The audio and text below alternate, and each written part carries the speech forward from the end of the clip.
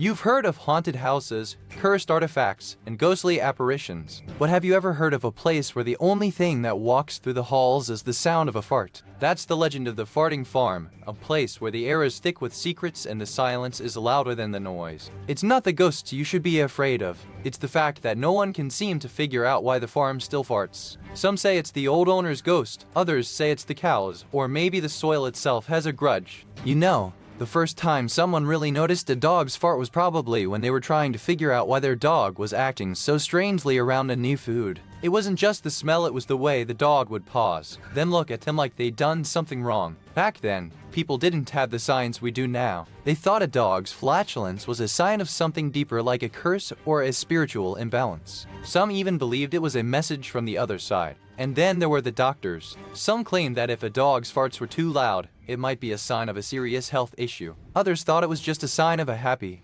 healthy dog. You know, like a tail wag, but with more noise. Oh really, the first real fart researcher was a guy named Dr.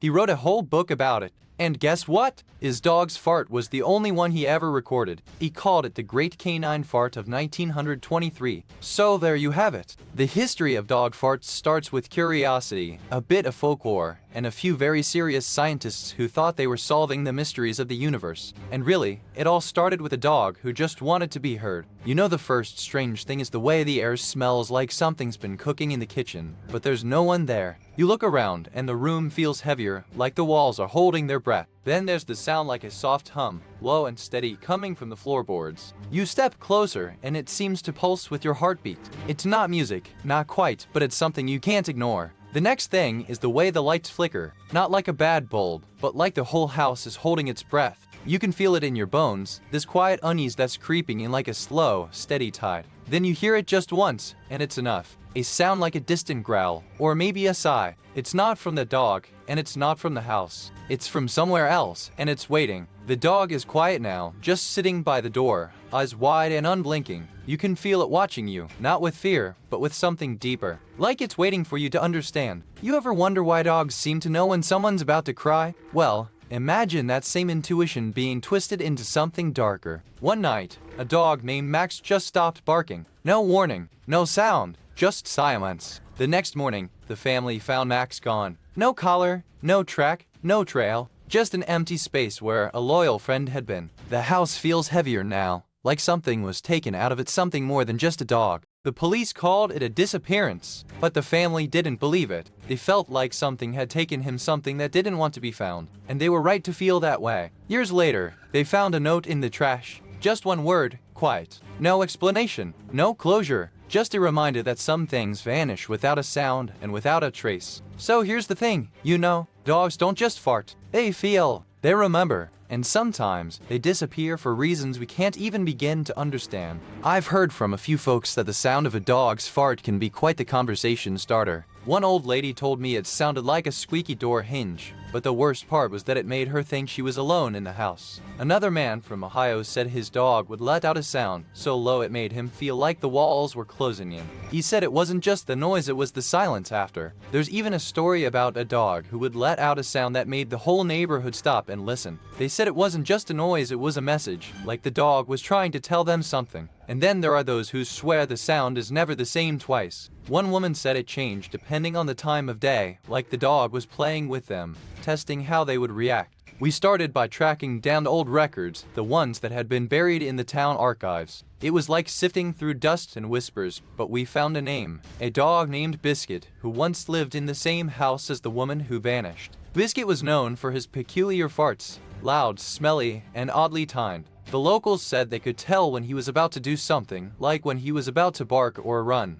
It was a kind of language only the dogs understood. So we decided to follow the dog. We watched him closely, and what we saw was strange. He'd stop, look around, and then walk toward the woods. He never went far, but he always came back with something. A strange smell, a strange look in his eyes. The more we watched, the more we realized the dog wasn't just acting like a normal dog. He was like a silent observer, a keeper of secrets, and we couldn't shake the feeling that he was trying to tell us something about the woman, something about the house. So we kept watching, even when the light started to fade. And as the sun set, the dog did something that made our hearts race. He sat down, looked at us, and let out a sound that wasn't quite a bark, but something more, something like a warning. You ever wonder why dogs seem to know when you're about to cry? Maybe it's not just their noses, the way they sniff the air, like they're reading the future in the smell of your tears. And yet, there's one detail that has never been explained. Why do they always seem to know when you're about to cry? It's like they've been trained by some unseen force, or maybe they're just too sensitive for this world. Maybe it's because they're the only ones who can sense the change in your energy before it even happens. They feel the shift in your breath, the drop in your temperature, the way your heart slows down when you're about to cry. Or maybe it's something more. Maybe it's not just their sense of smell or their intuition, it's something deeper, something we've never been able to explain. Even though we've been asking about it for years, that one detail, the one that has never been explained. Why dogs know when you're about to cry, and why they always seem to care. You know, some folks say the reason dogs fart is because they're trying to communicate with the spirit world. It's a theory that's been passed down through generations, like a whispered secret at the back of the church. They say the deeper the fart, the closer the spirit. And if it smells like garlic, that's a sign the ghost is trying to tell you something. Or maybe just that it's not happy with your cooking. There's even a local legend about a dog that used to live in the old mill. They say it would howl at midnight, and when it finally passed, the mill stopped running. But the farts, they kept coming, and they smelled like burnt sugar. Now, I'm not saying there's any truth to it, but I've heard some of the locals still whisper about the mill dog. They say if you listen closely, you can hear it in the wind. Or maybe it's just the breeze. So, the next time you hear your dog let one rip, maybe you'll think twice. Maybe it's not just gas. Maybe it's trying to tell you something. Or maybe it's just trying to get out of the house. And if you ever find yourself in a town where the farts are louder than the gossip, you might want to ask around. You never know what's really going on out there. You ever wonder why dogs fart? It's not just about the gas. It's about the mystery that lingers, the questions that never quite get answered. Why does it happen? Why can't we stop it? Maybe the answer is buried in the same soil where the first dog ever did. There's something about dogs, you know. They're with us, they're part of the family, and yet they do things we can't explain. Farting, for example, it's like they're trying to tell us something we just can't hear. Or maybe they're laughing at us. And then there's the unanswered question. Why can't we stop them? Why can't we control it? Maybe it's not about control. Maybe it's about connection.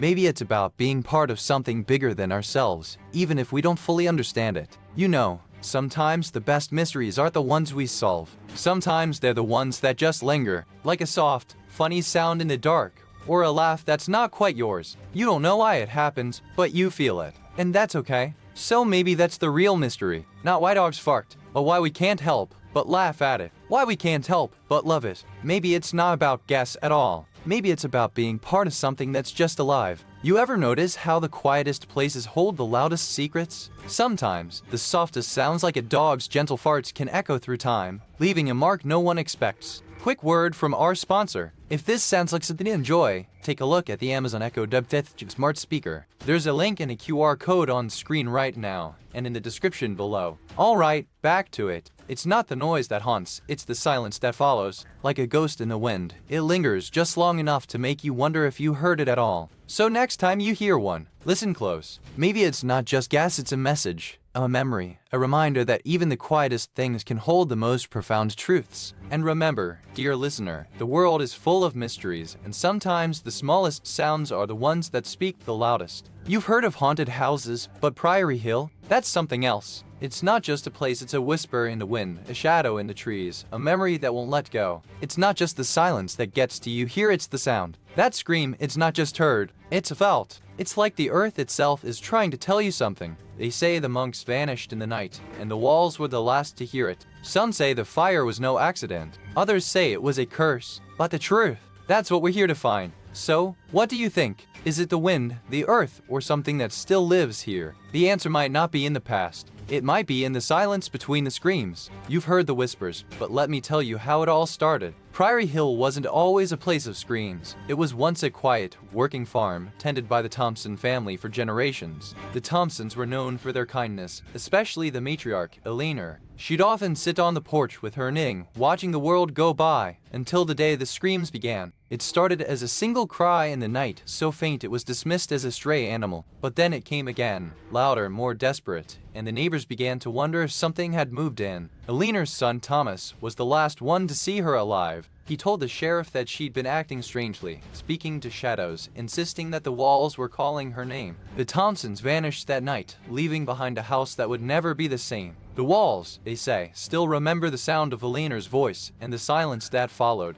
You remember the first time you heard it, don't you? That sounded like a child's cry, but it wasn't a child. It was coming from the old Priory Hill, where the trees whisper secrets in the wind. It wasn't loud, just enough to make your skin crawl. You thought it was the wind, or maybe the sound of a bird, but something about it felt wrong, like someone was trying to call for help. You told yourself it was just a prank, or maybe the work of some misguided artist. But the scratches kept coming. More every day, more intricate, more deliberate. And then you started to hear it again, but this time it was louder, like someone was screaming right behind you, but there was no one there, just the trees, the wind, and the sound of a voice you couldn't place. You tried to rationalize it, to push it away, but the more you tried to ignore it, the louder it got. And somehow, you knew something was watching, waiting, and it was never going to let you go. You remember the night the wind howled like a lost child? It was the 14th of March, 1962, and the moon was a pale sickle over the hill. That night, something changed forever. The last call for help came from a young woman named Clara,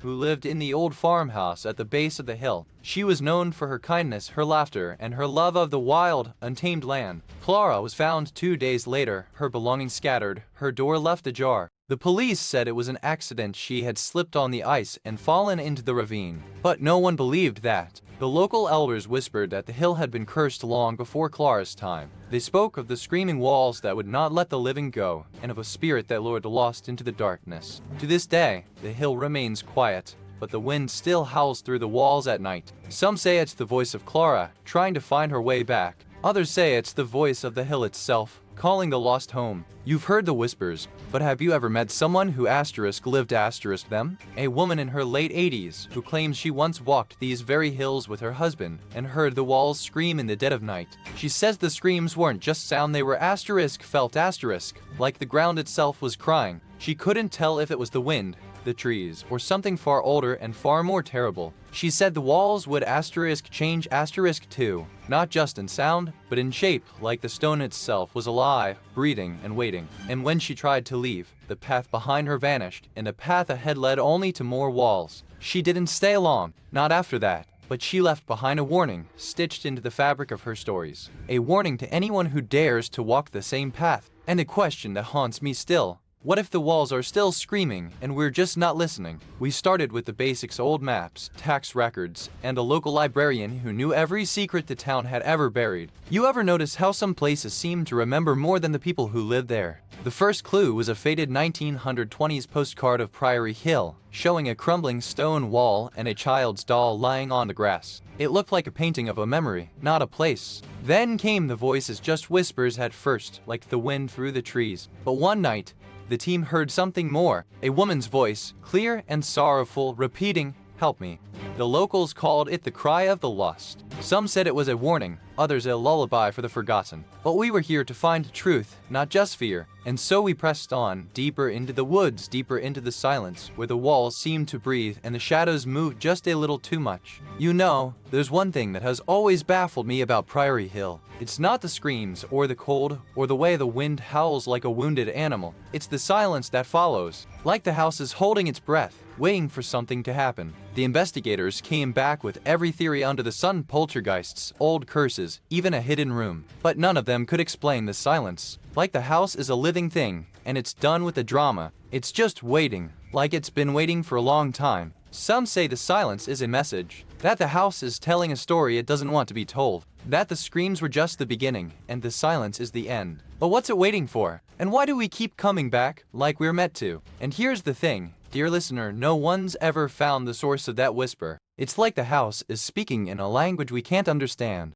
Maybe it's not trying to scare us. Maybe it's trying to tell us something we're not ready to hear. You've heard the whispers, haven't you? The ones that say the walls of Priory Hill aren't just stone and mortar, but something older, something that remembers. Some say the screams aren't from the past, but from the present people who still hear them late at night, trapped in their own homes, unable to escape the echo of something they can't name. There's even a local legend that the hill is cursed by a forgotten vow I promised broken centuries ago that still binds the land, and the voices that rise from it. And then there are the ones who say it's not the hill that's haunted, but the people who come seeking answers. That the real curse is the need to know, and the fear of what you might find. So, what do you think? Is it the hill or the stories we tell to explain the things we can't understand? You know, sometimes the real horror isn't the ghost, it's the silence that follows. The kind that stretches so long you start to wonder if the scream was ever real at all. The last official report from the county came in 1987. No bodies, no clues, just a woman's voice,